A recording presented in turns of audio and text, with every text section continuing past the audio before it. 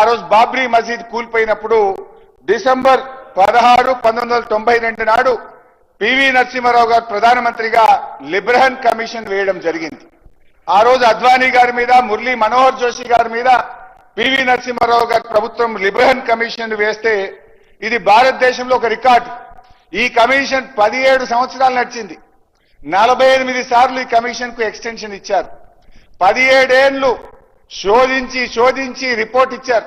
17 ఏళ్ల తర్వాత రిపోర్ట్ ఇస్తే ఆనాడు వాళ్ళ మీద కమిషన్ వేస్తే బీజేపీ నాయకులు ఇది అన్యాయం, మా మీద కమిషన్ వేస్తారా, ఇది రాజకీయ కక్ష సాధింపు, ఇది కుట్ర అని చెప్పి ఆ రోజు బీజేపీ కూడా దేశవ్యాప్తంగా ధర్నాలు చేసింది. ఇందిరాగాంధీ గారి మీద వేస్తే కాంగ్రెస్ ఇది కుట్ర, ఇది రాజకీయ ప్రేరేపితం అన్నారు. బీజేపీ మీద వేస్తే ఇది కుట్ర, రాజకీయ ప్రేరేపితము అన్నారు. మరి మా మీద వేసింది కూడా ఇది రాజకీయ ప్రేరేపితం, ఇది కుట్ర మాత్రమే. అధ్యక్ష, ఫైనల్ గా ఏం జరిగింది ఆ రోజు లిబ్రహన్ కమిషన్, బస్ మీరు మాట్లాడేటప్పుడు లిబ్రహన్ కమిషన్ రిపోర్ట్ కూడా ఏమైందంటే అధ్యక్ష, 8B కింద ఆ రోజు ప్రొసీజర్ సరిగ్గా ఫాలో కాలేదని ఆనాడు అద్వానీ గారి మీద, మురళీ మనోహర్ జోషి గారి మీద వేసినటువంటి దాన్ని ఆ రోజు కోర్టు కొట్టివేసింది. సో ఎప్పుడైనా కూడా ప్రొసీజర్ ఫాలో కాకపోతే 1952 కమిషనర్ యాక్ట్ కింద అధ్యక్ష ఇవి నిలబడవు. అందువల్ల ఇప్పుడు ఘోష్ కమిషన్ రిపోర్టు కూడా ఇది డెఫినెట్ గా కోర్టుకు ఎప్పుడైతే 8B 8C ఇవ్వలేదని అర్థమవుతుందో ఈ మంత్రి గారు వెంకరెడ్డి గారు స్పీకర్ సార్ గౌరవ సభ్యులు సీనియర్ శాసనసభ్యులు హరీష్ రావు గారికి మీరు కోర్టు కేసులు దాని గురించి ఇప్పుడు మాట్లాడతామే కాదు, మీరు మేడిగడ్డ, అన్నారం, సుందిల్ల బ్యారేజ్లు దాని ద్వారా రాష్ట్రానికి 1,00,000 కోట్ల ప్రజాధనాన్ని దుర్వినియోగం చేసి అక్రమాలకు అవినీతిలు పాడుపడి ఈరోజు దాని మీద చర్చ జరుగుతున్నప్పుడు ఈ కేసుల విషయం అంటే నువ్వు కోర్టు పరంగా కోర్టుకు పోయి స్టే తెచ్చుకోనో ఘోష్ కమిటీని రద్దు చేసో నువ్వు శిక్ష తప్పించుకోవాలనో ఏదో చూస్తున్నట్టు నువ్వు మాట్లాడుతున్నట్టు నాకు అర్థమైంది. నేను ఒక్కటే రిక్వెస్ట్ చేస్తున్నా, మీరు మేడిగడ్డ ఇవన్నీ అక్కడ ఎక్స్పర్ట్ చెప్పిన దానికి కాదని తుమ్మిడిగడ్డ దగ్గర మొదలుపెట్టిన ప్రాజెక్టుని ఎప్పుడో కంప్లీట్ అయ్యే ప్రాజెక్ట్ అది కాంగ్రెస్ గవర్నమెంట్ లో మొదలుపెట్టి ఇప్పటి వరకల్లా చేవెళ్లే వరకు నీళ్లు వచ్చి పచ్చగా పారి ప్రాజెక్ట్ అది. ఆ దాన్ని ఆపి మీరు కమిషన్ల కోసం కిందికి పోయి 3 లిఫ్టులు తీసుకొచ్చి మళ్ళా కిందికి నీళ్లు వదిలిపెట్టాలి. నేను ఒకటి చెప్తున్నా ఎగ్జాంపుల్, నాకు గ్రాపాటం మరొక్కసారి ఇట్లా ఈ టీఆర్ఎస్ గవర్నమెంట్ వస్తే కింద పోలవరం దాకా 3 లిఫ్ట్ పెట్టి మళ్ళీ 1,00,000 కోట్లు దోసుకుంటుండే వీళ్ళు. నేను ఒకటే అడుగుతున్నా, ఒకటే మీరు క్లియర్ గా ఈ సబ్జెక్ట్ మీద రండి. అది రేపు వచ్చినప్పుడు మళ్ళీ రేపు సెషన్లను ఈ ఘోష్ కమిటీలు ఏ కేసులు జరిగినాయి, 1975 ఏం జరిగినాయి అవన్నీ తర్వాత మాట్లాడదాం. ఇప్పుడు దీంట్లో అవినీతి జరిగింది, మేడిగడ్డ కుంగిందా లేదా, అది ఎన్డీఎస్ఏ రిపోర్ట్ ఏమిచ్చింది, ఈ మిగిలిన రెండింటికి కూడా మేము గ్యారెంటీ ఇవ్వలేము, ఇప్పుడు పోతే తెలవలేము అని క్లియర్ కట్ ఎన్డీఎస్ఏ రిపోర్ట్ ఉంది. దాని మీద మాట్లాడటానికి ఇంత సీరియస్ సబ్జెక్ట్ ని మీరు ఎక్కడో తీసుకెళ్లి డైవర్ట్ చేసి మీరు తప్పించుకోలేరు. మీరు ఘోష్ కమిటీ కాదు కదా, ప్రజలు శిక్షించరు. ఎన్నికల ముందు జరిగిన దాన్ని కానీ కాళేశ్వరం చేసిన అక్రమాల మీద ప్రజలు ఆల్రెడీ శిక్షించును, మీరు అనుభవిస్తును, అప్లపాలు చేసిను, రాష్ట్రాన్ని అప్లపాలు చేసి మీరు శిక్ష అనుభవిస్తున్నప్పుడే శిక్ష మీకు లోపల అనుభవిస్తున్నాయి కదా. కొత్త రాష్ట్రాన్ని అప్లపాలు చేసి మీరు శిక్ష అనుభవిస్తున్నారు. మీరు దాని మీద మాట్లాడాలని హరీష్ రావు గారు రిక్వెస్ట్ చేస్తున్నాను. మీరు సబ్జెక్టుకి రండి. ఈ ఘోష్ కమిటీలు పాత రిపోర్ట్లన్నీ 1947 కెళ్ళి జరిగిన జడ్జిమెంట్లు కోర్టు మీద పోయి కేసు రద్దు, మీరు ఘోష్ కమిటీని రద్దు చేయించుకోవాలి, అది దాని మీద మాట్లాడుతున్నారు. మీరు తప్పు చేసింది కాబట్టి ఇవన్నీ మాట్లాడుతున్నారు. మీరు దాని మీద రండి. మేడిగడ్డ కాళేశ్వరం అన్నారు, మీరు ఎట్లా ఏ విధంగా చేసిండ్రు, దాంతో నిరుపయోగం చేసి ఇవాళ 11,000 ఆల్రెడీ ఖర్చు పెట్టి మా చేవెళ్ల రంగారెడ్డి ప్రజలు ఇంత హైట్ లో ఉంటే ఇప్పటివరకల్లా పచ్చ ప్రాజెక్టుని వాళ్ళ మొత్తం నోటికాడు బుక్కలు లాక్కొని మీ కమిషన్ల కోసం ప్రాజెక్టులను కింద పెట్టి ఈ రోజు దాని మీద మాట్లాడకుంటాను. మీరు మాట్లాడుతుంటే ఒక సీనియర్ సభ్యులు స్టేట్ గా ఈ సబ్జెక్టుకి రండి, కాళేశ్వరం రండి, కొలాబ్స్ అయింది, మా తప్పయింది.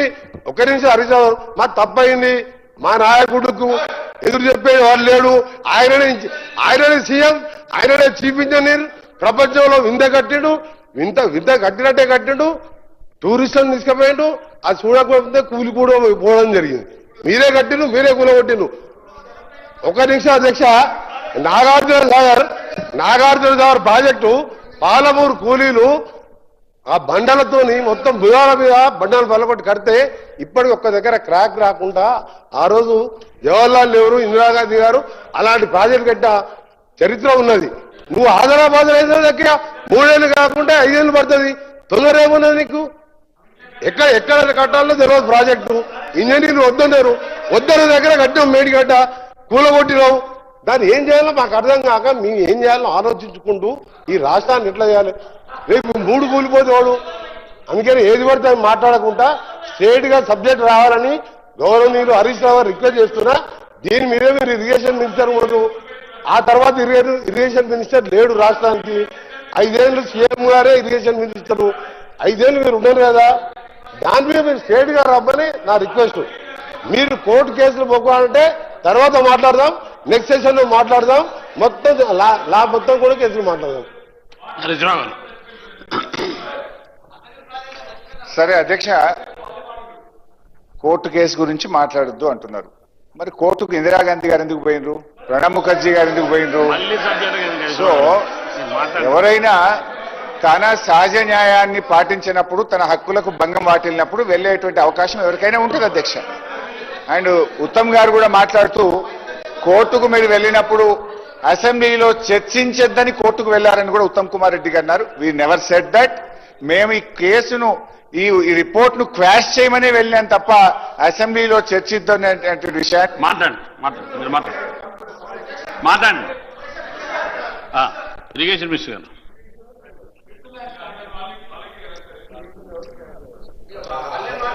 స్పీకర్ సార్, మీరు వేసిన స్పెసిఫిక్ ఇష్యూ మేమేమో క్యాబినెట్ లో చర్చించి, అసెంబ్లీలో చర్చించి వే ఫార్వర్డ్ పోతాం మేమన్నాం. మీరేమన్నారు? అసలు ఇంటరిమ్ స్టే అడిగినరు. శాసనసభలో కూడా శాసనసభలో చర్చ ఉండకూడదు అని మీరు ఆ కోర్టులో ప్లీ చేసుకున్నారు.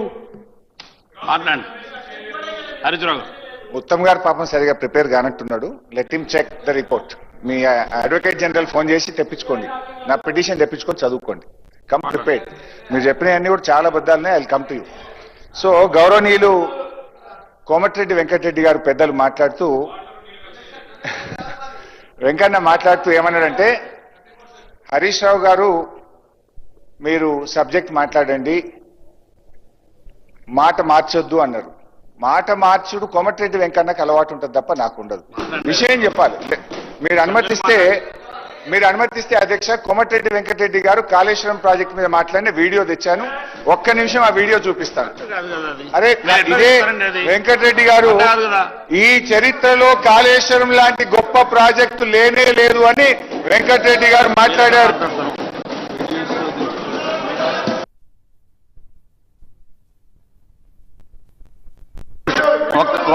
ఒక్క నిమిషం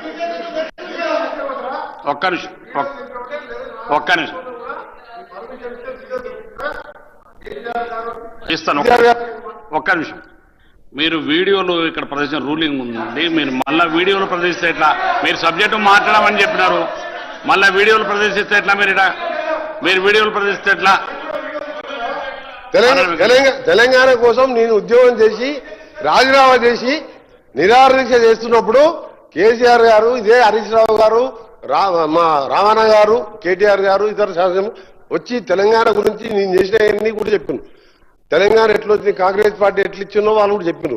సోనియా గాంధీ గారు దేవత ఇదే ఇక్కడే కూర్చొని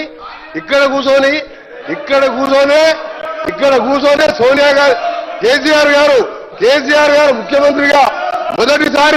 ముఖ్యమంత్రిగా మొదటి సభలో ఒక మాట, అది ఎవరు చెప్పినా చెప్పకపోయినా సోనియా గాంధీ తెలంగాణ దేవత. సోనియా గాంధీ లేకుంటే తెలంగాణ ఎప్పటికీ వచ్చేది కాదని అంతకుముందు 14 మంది వీళ్ళ కుటుంబ సభ్యులు హరీష్ రావు గారిని తీసుకుపోలే, వాళ్ళు హరీష్ రావు గారిని తీసుకుపోలే. 14 మందులు మా నాయకురాలు సోనియా గాంధీ గారు కలిసి వారి కాళ్ళు మొక్కి మీరు తెలంగాణ దేవత తల్లి అని చెప్పి అన్నది మీరే గారా? అలాంటి వీడియోలు చూపించమంటారు నన్ను? మీరు ఎన్ని మాట్లాడిన తర్వాత సోనియా గాంధీ బలిదేవత అని మాట్లాడింది. అందుకనే వీడియోలు ఎలక్ట్రానిక్ కాదు. మీరు సమయం లేకుండా ఇప్పటికే 1,00,000 కోట్ల రూపాయలు 6 లక్షల కోట్ల అప్పులు చేసి దాని వడ్డీలకే 6,000 కోట్లు కడుతూ ఈ రాష్ట్రాన్ని ఏ విధంగా ముందుకు తీసుకుపోవాలి, అప్పుడు మేము మొదలుపెట్టిన ప్రాజెక్ట్ ఎట్లా పూర్తి చేయాలి, అప్పులు ఎట్లా తీర్పాలి, రాష్ట్రాన్ని తెలంగాణ ఇచ్చిన పార్టీగా మీకంటే మాకు బాధ్యత ఎక్కువది. మీకు బాధ్యత లేదు. మీకు తెలంగాణ రాష్ట్ర సాధనలో మీ పాత్ర లేదు. ఉంటే ఇవాళ కాళేశ్వరంలో కేసీఆర్ గారు ఎందుకు రావు? ఇవాళ బీసీల గురించి రిజర్వేషన్ ఇంత పెద్ద ఇష్యూ ఉంటాయి. ప్లస్ కాళేశ్వరం కట్టిన నాయకుడు ఇవాళ నిజంగా ఒక నిమిషం మాట్లాడండి వెంకటరెడ్డి గారు నడుస్తుంది, హౌస్ నడుస్తుంది.